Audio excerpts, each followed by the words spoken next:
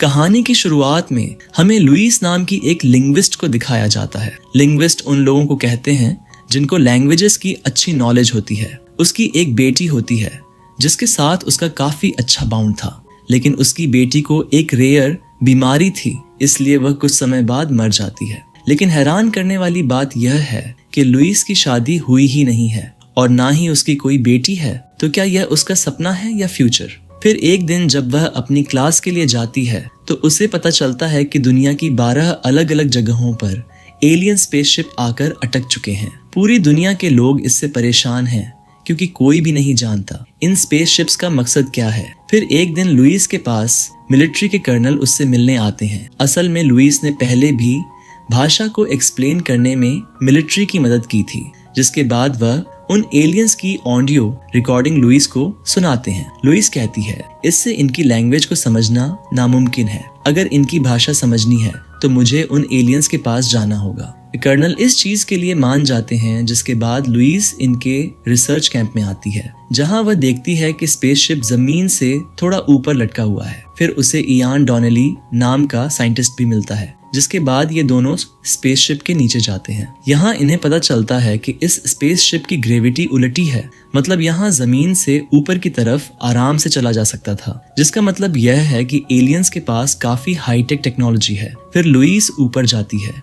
जहाँ 2 बड़े बड़े एलियंस होते हैं। इनके साथ बड़े बड़े लिम्स होते हैं, इसलिए इन्हें हेप्टापोड्स कहा जाता है। जिसके बाद लुइस चली जाती है। अगले दिन वह अपने साथ एक व्हाइट बोर्ड लेकर जाती है ताकि वह उनसे कम्युनिकेट कर सके। फिर वह बोर्ड पर ह्यूमंस लिखकर खुद पर इशारा करती है, मतलब हम ह्यूमंस इंसान हैं। ये देखने के बाद एलियन एक गोला बनाते हैं, यानी ये इनकी भाषा है। लेकिन लुइस को कुछ समझ नहीं आता। जो सर्कल इन्होंने बनाया उसके 2 एंड नहीं मिलते, साथ ही बीच में अजीब सी लकीरें भी होती हैं। लुइस को कुछ समझ नहीं आता, इसलिए वह अगले दिन फिर आती है। ये लोग अपने साथ हमेशा एक बर्ड को भी लेकर आते हैं ताकि पता चले कि यहाँ का एटमॉस्फेयर इंसानों के लिए सूटेबल है या नहीं। बर्ड हमेशा जिंदा होता है। जिसके बाद यहाँ लुइस अपना सूट उतार देती है। इयान भी ये देखकर अपना सूट उतार देता है। जिसके बाद लुइस बोर्ड पर अपना नाम लिखकर बताती है, मेरा नाम लुइस है। इयान भी यही करता है।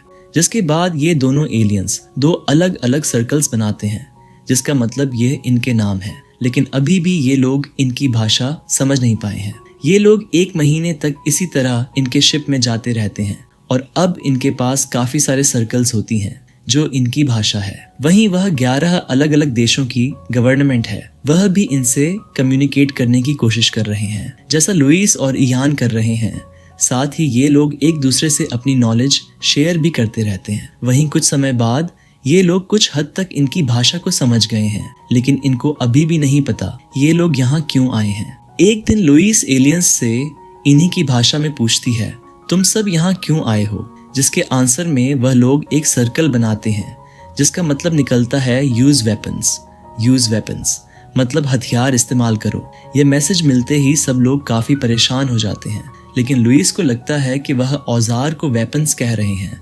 लेकिन आर्मी ने यह मान लिया था कि वह हमें वेपन्स यूज करने के लिए कह रहे हैं। शायद वह जंग का आगाज कर रहे हैं। फिर जब चाइना को इस चीज के बारे में पता चलता है तो वह अपनी जानकारी दूसरे देशों के साथ शेयर करने के लिए मना कर देता है। साथ ही वह कहता है, अगर एलियंस ने अपने यूएफओ को हमारी कंट्री के ऊपर से नहीं हटाया तो हम उस पर अटैक कर देंगे। चाइना को देखकर दूसरे देश भी अपनी इंफॉर्मेशन शेयर करने के लिए मना कर देते हैं। असल में यूज वेपन्स के मैसेज के बाद पूरी दुनिया डरी हुई है, जिसके बाद 4 आर्मी ऑफिसर्स स्पेसशिप में टाइम बम को प्लांट करके चले जाते हैं। फिर यहाँ लुइस और इयान उस मैसेज का असली मतलब पता करने के लिए आते हैं, जिनको इस बॉम्ब के बारे में कुछ नहीं पता था। और यहाँ पहली बार एलियन लुइस को उनके ग्लास पर उनकी भाषा में कुछ लिखने के लिए कहते हैं, और जब लुइस ऐसा करती है तो वह एलियन ग्लास पर बहुत सारे सर्कल्स बना देते हैं।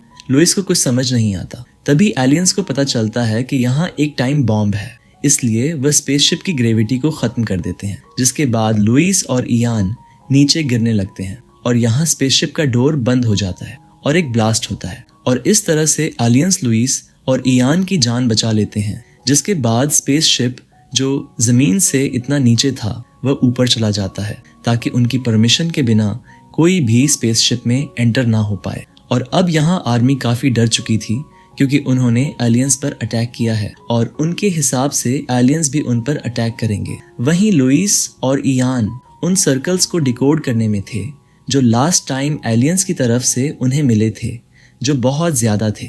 वहीं उनमें 11 सर्कल्स सेम होते हैं जो उन अलग अलग जगहों को बताते हैं जहां स्पेसशिप्स लैंड हुए हैं।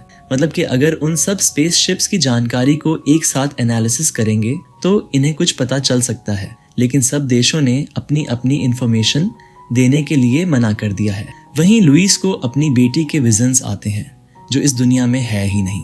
साथ ही वह देखती है कि एलियंस की स्पेसशिप से एक छोटा स्पेसशिप आता है जो उसे ऊपर लेकर जाता है। यहाँ वह ग्लास के दूसरी तरफ एलियंस से मिलती है। फिर जब वह बाहर जाती है तो सच में बाहर एक छोटा स्पेसशिप आता है, जिसके बाद वह उससे ऊपर जाती है। जहाँ शुरू में तो उसे सांस लेने में प्रॉब्लम होती है, लेकिन जल्दी ही वह नॉर्मल हो जाती है। फिर यहाँ वह एलियन से मिलती है जो उसे बताता है, हम यहाँ इंसानों को खत्म करने के लिए नहीं बल्कि उन्हें बचाने के लिए आए हैं। यूज वेपन्स का मतलब था यूज गिफ्ट, और वह गिफ्ट हमारी भाषा है। अगर कोई भी हमारी भाषा को सीख लेता है तो वह पास्ट और फ्यूचर देख सकता है। एक्चुअली एलियंस ने अपना फ्यूचर देखा था जहाँ 3000 साल बाद हमें इंसानों की मदद चाहिए होगी, इसलिए हम अपनी भाषा सिखाने यहाँ आए हैं। और इसलिए जब लुइस उनकी भाषा को धीरे धीरे सीख रही होती है तो उसे अपनी बेटी के विजन्स आने लगते हैं, मतलब कि फ्यूचर। और अब यहाँ लुइस एलियन से बात करते करते उनकी भाषा सीख गई होती है, जिसके बाद वह उसे सेफली जमीन पर उतार देते हैं। फिर लुइस को आज से 18 महीने बाद का विजन आता है जहाँ दुनिया भर के लीडर्स सेलिब्रेशन कर रहे होते हैं क्योंकि एलियंस का खतरा चला गया था। यहीं चाइना के जनरल लुइस के पास आकर कहते हैं, अगर तुमने मुझे कॉल नहीं किया होता तो हम इस मुसीबत से कभी नहीं निकल पाते। लुइस कहती है, मैंने आपको कभी कॉल नहीं किया। जनरल कहते हैं, नहीं तुमने किया था। जिसके बाद वह उसे अपना प्राइवेट नंबर दिखाते हैं और कहते हैं, तुमने कॉल करके मुझसे मेरी वाइफ के लास्ट वर्ड्स कहे थे, जंग से अच्छी दुनिया नहीं बल्कि विडोज बनती है। जिसके बाद सेंस प्रेजेंट में आता है जहां लुइस चाइना के जनरल को कॉल करती है और उनके वाइफ के लास्ट वर्ड्स कहती हैं, जंग से अच्छी दुनिया नहीं बल्कि विधवा बनती है।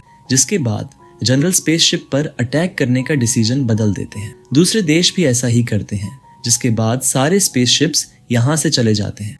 जिसके कुछ दिन बाद लुइस उस भाषा के बारे में एक बुक पब्लिश करती है जिसको जो भी पढ़ता है और समझता है वह अपना फ्यूचर देख सकता है। वहीं लुइस देखती है फ्यूचर में उसकी और इयान की शादी होती है, जिसके बाद उनकी एक बेटी होती है जिसको एक डेंजरस बीमारी होती है जिससे उसकी मौत हो जाती है। फिर जब वह इयान को बताती है कि मुझे ये सब पहले से ही पता था, तो इयान भी उसे छोड़कर चला जाता है। लेकिन इन सब के बाद भी वह इयान को गले लगा लेती है, मतलब कि उसने अपना फ्यूचर एक्सेप्ट कर लिया है। और यहीं पर ये मूवी ख़त्म होती है। अगर आपको वीडियो पसंद आई है तो लाइक सब्सक्राइब ज़रूर कर देना। मिलते हैं किसी और एक्सप्लेनेशन के साथ। Good bye.